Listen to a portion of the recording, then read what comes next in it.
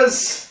This week we're going to show you how to make a pirate ship. That we made 1 year ago. We made this a year ago. It's been across the channel, the English channel, but it was in our car and we were on a car ferry. Yeah.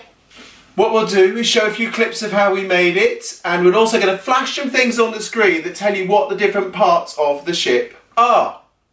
We made this with a JUNKO Water kit, which is an add-on to your Zoomer or core Zoomer. You don't have to have that. You could use plastic bottles, tie them together, and that could work as well as a float. Or just play with it in your house, on the carpet, because you don't need water. You can imagine the water. Hopefully you have blue carpet though. If you've got blue carpet, even better, yes. So, how did we do it?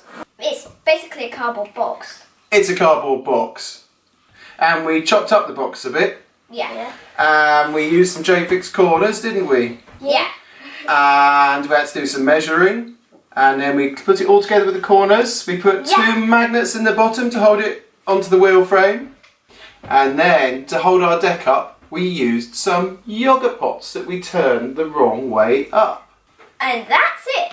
And that's pretty much it. So, should we start at the top, boys? Yeah. This is our flag. It's just a straw, paper flag, stuck in a milk bottle top, which luckily fitted in the top of the cardboard tube we'd used. This is a cardboard tube we'd found. So the tube, we just cut at the bottom and splayed it out like that, and then we just taped that into the bottom of our boat. The tube was still a little bit wobbly, wasn't it, chaps? Yeah. So what did we do? String. We used some string. So like a real boat, we made a little bit of rope here and here, which was actually just string, and it just stops the mast from flopping over. This is our sail, which is a cereal packet, bit of a cornflakes packet, and we stole some mummy's bamboo from the garden, didn't we? Yeah. And we chopped it up. 2 bits of string at the top. A bit of bamboo goes through the mast here, and then you just Now we're mixing real material. we just hung it on, like that. This is just a piece of yoghurt pot we've chopped off and slotted over. And then on the side of the boat we have got some little portholes. All we did was cut some card out, drew circles on and stuck them on there. Same for the anchor.